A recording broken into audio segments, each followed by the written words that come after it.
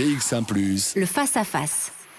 La question du jour, c'est cette vaccination des enfants, est-ce vraiment utile? Alors, c'est un face-à-face avec 3 avis sur la question de spécialistes. Nous avons Bruno Mbé, qui est psychopédagogue à l'université de Mons. Nous avons Michel Goldman, professeur d'immunologie à l'ULB, et Stéphane Mognotte, chef du service pédiatrie aux cliniques universitaires Saint-Luc. On va les écouter tous les 3 sur ce sujet, mais d'abord, dites-nous, Vanessa, qu'est-ce qui a été décidé hier à la CIM Santé? Alors ce lundi, la conférence interministérielle santé a donc donné son feu vert pour la vaccination des enfants entre 5 et 11 ans. Un courrier sera envoyé aux parents pour les informer de cette possibilité qui reste évidemment sur base volontaire. La vaccination est d'abord conseillée pour les enfants présentant des facteurs de risque et ceux qui fréquentent également régulièrement des personnes vulnérables. C'est le vaccin Pfizer qui sera administré à dose pédiatrique, c'est-à-dire 3 fois moindre que celle pour les adultes. 2 doses seront administrées à 3 semaines d'intervalle. Les enfants pourront se faire vacciner soit par un médecin spécialisé, soit dans un centre de vaccination. À Bruxelles, le centre Pacheco sera d'ailleurs un centre pilote à partir de mercredi pour la vaccination des enfants. Il y aura 2 lignes de vaccination. Les premières doses devraient être injectées donc dès ce mercredi et puis plus généralement avant la fin de l'année. Et en tout, ce sont 970 000 enfants qui sont éligibles à la vaccination en Belgique. Merci Vanessa. Je vais poser la première question à Michel Goldman, lui demander finalement pourquoi les enfants de 5 à 11 ans doivent-ils se faire vacciner? Pourquoi en passe-t-on par là? Mais écoutez, il y a plusieurs éléments de réponse. Premier élément de réponse que chacun va comprendre facilement, c'est que si les enfants sont effectivement moins susceptibles de développer des formes graves, certains d'entre eux peuvent effectivement développer des formes graves. C'est très rare, mais ça existe et il faut le savoir. Et si vous voulez, on commence à comprendre avec pas mal de précision, et mon collègue des cliniques Saint-Luc pourra vous en dire plus, quels sont effectivement les grands facteurs de risque. Moi, je n'aime pas beaucoup le terme comorbidité. En fait, on parle ici d'enfants qui sont malades, qui doivent prendre des médicaments éventuellement, qui sont en surpoids, et ceux-là, il faut les protéger, je dirais, le plus vite possible avec les moyens qu'on a à notre disposition aujourd'hui. Ça, c'est la réponse, disons, évidente et simple.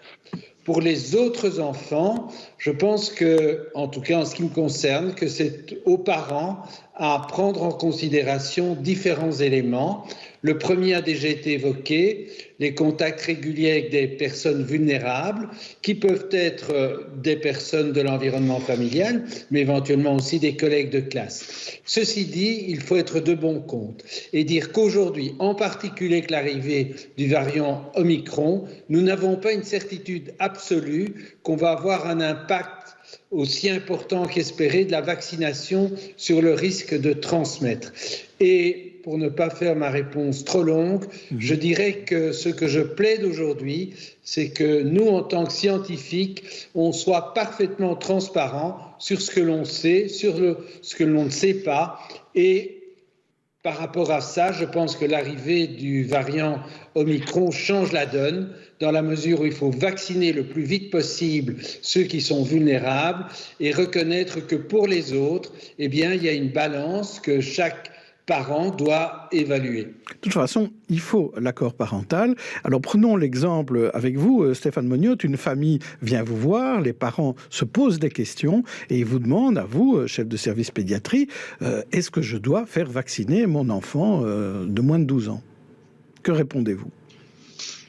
Je pense que dans un premier temps, il faut expliquer un petit peu le contexte de cette vaccination. Comme on vient de le dire, elle est essentiellement critique pour les enfants qui ont des facteurs de risque qui les mettraient en danger au cas où ils seraient exposés effectivement au virus, sachant que toute une série d'enfants qui sont sains ont en fait un risque extrêmement faible d'être réellement malades suite à une infection. Et donc, cette catégorie d'enfants parfaitement sains a moins de raisons d'être vaccinés à titre personnel. En tout cas, leur vaccination ne sert pas à les empêcher d'être très malades et d'être, eux, hospitalisés. Ça ne veut pas dire que c'est dépourvu d'intérêt pour autant chez des enfants sains, parce que c'est important pour leur environnement, pour leurs proches, pour les patients plus fragiles peut-être qu'ils fréquenteraient. Et c'est important aussi pour eux-mêmes dans une certaine mesure parce que ça leur permettra d'avoir peut-être moins de camarades à l'école qui seront malades et donc moins de fermetures d'école, moins d'autres problèmes secondaires aux infections. Mais ce n'est pas directement des éléments qui touchent la santé. Alors si par contre les parents qui viennent me voir sont des parents d'un enfant qui présente des facteurs de risque, et là il y en a toute une série qu'on peut citer, mais ce sont essentiellement des maladies, je dirais, qui sont considérées comme graves et qui sont des maladies chroniques, ce sont des maladies pulmonaires, sont des facteurs de risque importants. Je pense à la mucoviscidose par exemple, ce type de maladie. Mais c'est vrai pour toute une série d'autres affections, les affections neuromusculaires, les maladies neurologiques qui font que les patients sont plus fragiles, peuvent moins facilement tousser, par exemple, moins facilement dégager les voies respiratoires, ont d'autres types de faiblesses. C'est vrai pour les patients qui ont des maladies cardiaques graves, qui ont un impact et un retentissement chronique sur leur santé. Ça, ce sont des catégories, je dirais, à privilégier comme cible pour la vaccination. Maintenant, au total, chacune de ces pathologies est rare, mais l'ensemble de ces pathologies, ça fait quand même beaucoup de patients. Donc c'est vrai que souvent on dit oui, mais bon, ça c'est une maladie rare. Je ne connais personne qui a une mucoviscidose, je ne connais personne qui a une maladie du cœur. En réalité, en Belgique, si on rassemble tous ces patients, tous ces jeunes enfants, ça fait quand même des milliers de patients. Donc il faut pour prendre des indications très claires, il y en a beaucoup. Alors, des parents qui vous diraient, mais je crains les effets secondaires d'un tel vaccin, qu'est-ce que vous leur répondez ? Je ne suis peut-être pas la meilleure personne pour répondre à la question parce que je ne suis pas vaccinologue ou infectiologue, mais je pense que ces vaccins, avant d'être proposés, ont été très largement étudiés, ont fait l'objet d'essais cliniques à différents stades, plus ou moins poussés, avec l'inclusion d'enfants dans ces essais également au terme des essais, et ont prouvé jusqu'à maintenant leur efficacité, mais ont aussi prouvé leur absence d'effets secondaires évidents. Alors c'est certain qu'on ne peut jamais dire jamais, et qu'on ne peut pas dire aujourd'hui, voilà, dans 50 ans, tel ou tel geste que l'on pose n'aura aucun effet. Ça, on ne peut malheureusement jamais dire ça en médecine. La médecine est un art et n'est pas la mathématique. Mais dans les connaissances que nous avons aujourd'hui, en décembre 2021, on peut assurer que le vaccin est considéré comme sûr à l'ère de la médecine moderne. Alors, voilà, il y a toujours un caveat. C'est comme circuler en voiture. Est-ce que ça peut être dangereux ? Oui, ça peut être dangereux.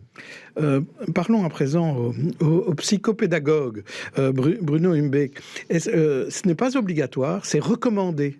On recommande à proposer. On est vraiment on fait très attention à ce qu'on dit. Est-ce que vous trouvez que c'est la bonne communication de laisser la liberté aux parents, ou bien est-ce qu'il faut une obligation comme ça existe dans le cas de certains vaccins ?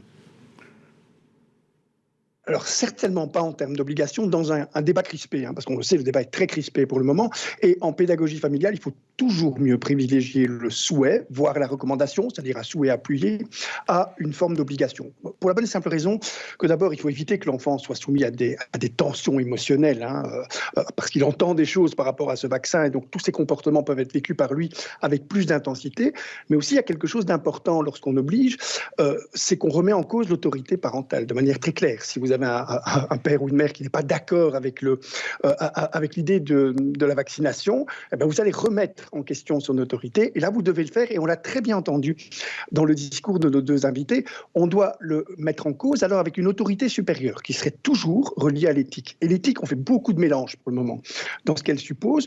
Vous avez une éthique qui est déontologique, c'est-à-dire c'est ton devoir, parce que sinon tu risques de contaminer d'autres. C'est un devoir citoyen qu'on essaierait en fait de transcender, par lequel on essaierait de transcender l'autorité parentale. L'autre, c'est l'éthique conséquentialiste, c'est-à-dire, attention, il peut y avoir des conséquences pour toi.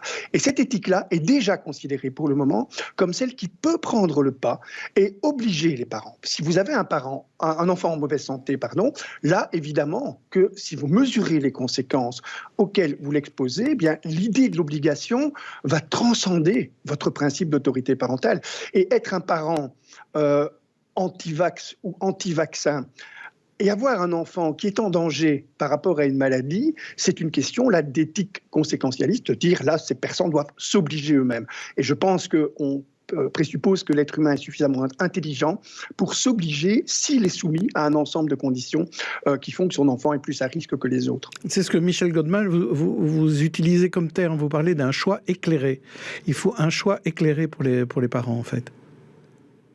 Tout à fait. Et bon, c'est pour ça d'ailleurs que j'ai rédigé rapidement cette note, parce que je trouve que simplement dire que le vaccin va être accessible et recommandé sans immédiatement, disons, fournir les éléments d'information, je trouve que c'est très dangereux. Parce qu'évidemment, ça laisse la place. Alors on dit ça va venir, mais moi dans mon entourage, dans le vôtre, ça fait l'objet de toutes les conversations familiales. Donc je pense qu'il faut tout de suite dire, écoutez, pour certains enfants, la réponse n'est pas évidente.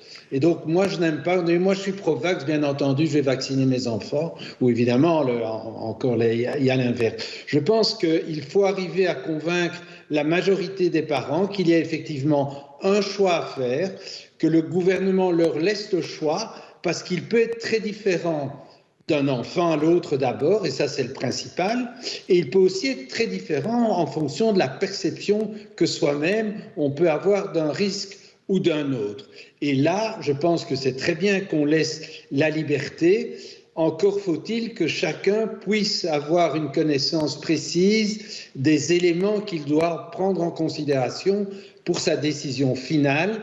Et s'il doute, je pense qu'il est essentiel qu'il en discute avec son pédiatre ou avec son médecin traitant. Je dirais que ça vaut même une consultation, rien que cette problématique-là. Oui, et une des idées est de vacciner parfois chez le médecin, peut-être chez le pédiatre. Oui. Vous êtes prêt à faire cela chez vous, docteur Moniotte, pardon ? Oui, effectivement, je voudrais rebondir sur ce qui vient d'être dit, parce que je pense que c'est un élément qui est très important pour le futur. La crainte des parents par rapport au vaccin est parfois liée à la crainte de comment sera administré ce vaccin. Est-ce que ce sera dans des centres à la chaîne, en vitesse, comme on peut se permettre de le faire avec des adultes, ou est-ce que ce sera fait avec un peu plus d'empathie, un peu plus de contexte aussi et d'explication. À partir de demain, ce sera fait avec des schtroumpfs, en tout cas. C'est ce qu'on nous promet. Voilà, Alors, je ne sais pas si c'est avec le schtroumpf noir qui fait gnac-gnac, mais ce sera avec les schtroumpfs, en tout cas. Ce sera fait avec des mots et avec des histoires, oui. Mais chez nous, effectivement, on se prépare à le faire. On va mettre sur pied cette vaccination dans le cadre de la consultation de pédiatrie, et ça permettra d'avoir un environnement adapté et puis surtout un personnel qualifié pour administrer ce vaccin à des jeunes enfants, pour expliquer ce qu'on fait, pour surveiller l'enfant ensuite. Donc c'est quelque chose qui me paraît essentiel, c'est que cette vaccination soit faite dans des bonnes conditions. Bruno Hunbeek, avant de parler de l'angle un peu international de ces vaccinations pour enfants, je voudrais savoir comment est-ce qu'on explique à un enfant qu'une piqûre, c'est pas grave ? Ça fait peur, hein, ça peut faire peur. Vous avez très bien utilisé ce qui peut faire peur, d'ailleurs, et qu'il faut éviter à tout prix, c'est le schtroumpf noir. Hein. Il faut l'éviter parce que, d'une part, pour propager un virus beaucoup plus dangereux peut-être que le Covid, qui est le racisme, on ne fait pas mieux que d'inventer un schtroumpf noir, mais aussi l'idée, effectivement, que les conséquences sont immédiates. Le vaccin, ce n'est pas quelque chose qui produit des conséquences immédiates, c'est quelque chose qui vous protège dans la durée. Et ça, pour un enfant, c'est difficile à comprendre, parce l'enfant ne vit que dans un instant qui est éventuellement problématisé. Et donc, ce qui lui fait peur, effectivement, et vous avez raison de le signaler, c'est la piqûre et la douleur qu'elle pourrait tout simplement provoquer.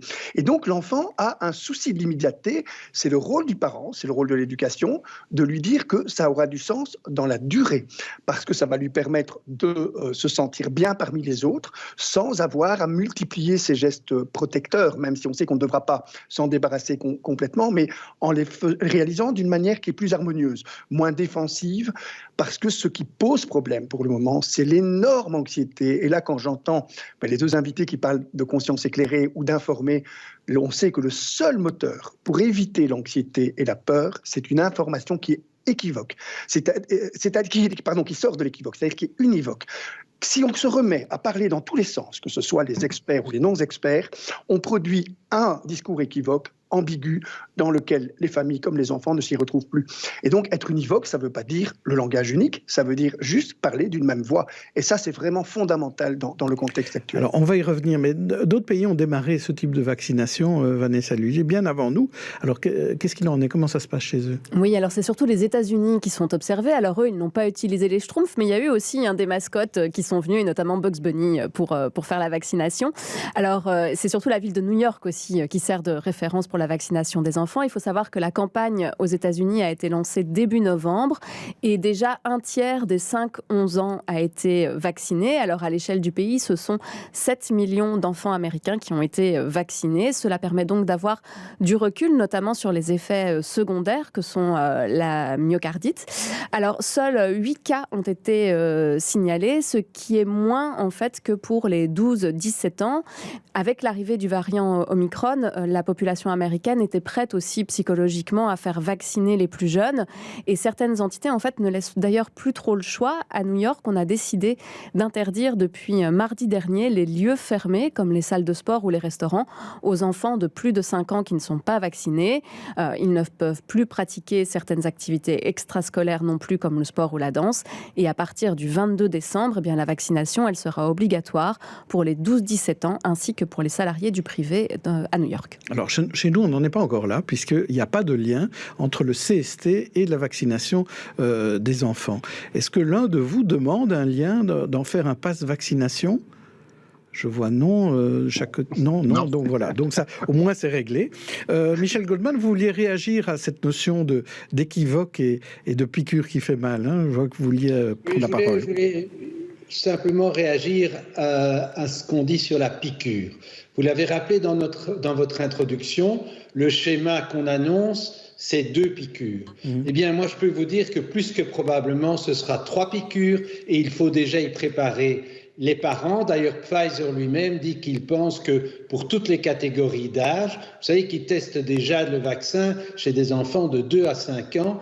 Et donc, l'idée, c'est que pour tout le monde, ce sera 3 piqûres. Et avec l'arrivée d'Omicron, je pense que c'est très probable. Et je pense que ça, il faut pouvoir annoncer le couleur dès maintenant. Sinon, les parents vont dire « Ok, maintenant, moi j'ai accepté pour 2 et maintenant il m'explique qu'il faut une 3e, que si je reste avec mon enfant qui n'a été vacciné que 2 fois, il n'est pas protégé. » Je pense que, bien sûr, on peut se dire pourquoi déjà l'annoncer, on n'est pas complètement sûr, mais au moins il faut préparer les esprits et il y a très bien moyen d'expliquer, en particulier avec l'arrivée d'Omicron.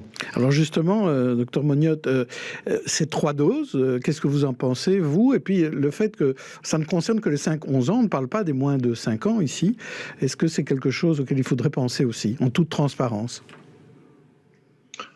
Donc les 3 doses, il n'y a pas vraiment quelque chose à en penser. Je pense que ce qu'on cherche avec le vaccin, c'est d'obtenir une efficacité. Donc à partir du moment où on pense, sur base des observations qui s'accumulent avec le temps, que 3 doses sont nécessaires pour être protégé aujourd'hui, c'est qu'il faut utiliser 3 doses. Je pense que la question ne va pas beaucoup plus loin que ça.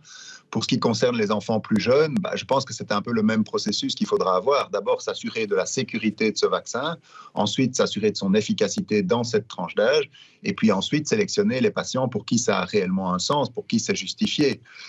D'abord pour eux-mêmes, pour protéger leur santé. Et donc là, il s'agira des enfants qui ont des facteurs de risque complémentaires. Et puis ensuite, éventuellement, pour ceux qui les entourent ou pour des effets secondaires pour eux-mêmes, comme on parlait de l'école ou ce genre de choses.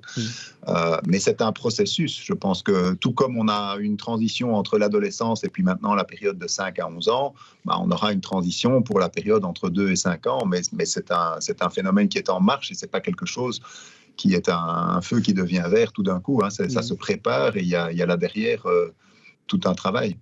Justement, Bruno Humbeck, si les 2 parents ne sont pas d'accord, qu'est-ce qu'on fait ? Alors, ça, c'est vraiment exactement la situation dans laquelle l'enfant est mis sous un fou nourri d'opinions qui vont évidemment mettre en place un système de tension autour de lui. Or, pour un enfant, c'est la tension qui est problématique. Ce n'est pas le vaccin ou le non-vaccin, c'est la tension qu'on produit autour du vaccin. Donc je pense que même si les parents ne sont pas d'accord, mais ce qui est vrai pour le vaccin est sans doute révélateur de beaucoup d'autres sources de tension. Donc j'invite vraiment ces parents à soustraire leurs enfants des tensions. Ce que vous dites est valable pour tous les choix de vie, pas seulement pour celui-là. Il faut éviter de crisper. anticiper. Et je pense que ce qui est important, c'est ce qu'on vient d'entendre. La communication, elle doit anticiper. Ça fait très longtemps que ça dure, cette forme de partie d'échec vis-à-vis d'un virus. C'est important qu'on puisse donner le sentiment qu'on peut anticiper.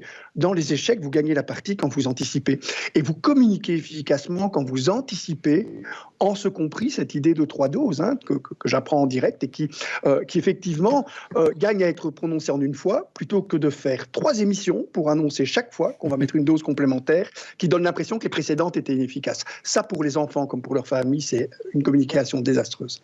Pour terminer, je voudrais vous demander si on demande aussi aux enfants ici un geste de solidarité envers les aînés. Est-ce que ça, c'est un poids psychologique sur les épaules des enfants, Bruno Mbek? Alors, c'est l'éthique déontologique dont je parlais tout à l'heure, c'est-à-dire c'est de la morale. La morale commande, elle ne recommande pas. Donc ça, c'est effectivement, je veux dire, c'est un choix d'éducation. On peut éduquer son enfant avec des valeurs morales très nettes à transmettre. On peut aussi élever son enfant dans l'idée que il vaut mieux recommander que commander. Ça, c'est un choix qui appartient aux familles, qui n'est ni plus douloureux ni moins douloureux, qui ne le serait que si dans l'ensemble des autres choix que vous proposez à votre enfant, vous adoptez une attitude différente. C'est un style éducatif cohérent qu'il faut mettre en place. Le gros problème, c'est quand la vaccination crée un style éducatif dissonant parce que ça a généré beaucoup d'anxiété. Donc voilà le conseil. Gardez votre style. Merci messieurs pour ce débat très instructif, très constructif et très transparent. Après la pub, ce sera la suite de toujours plus d'actualités avec Vanessa Lullier aux commandes pour parler web, histoire de Belgique et théâtre, histoire de Belgique avec ce livre. À tout à l'heure.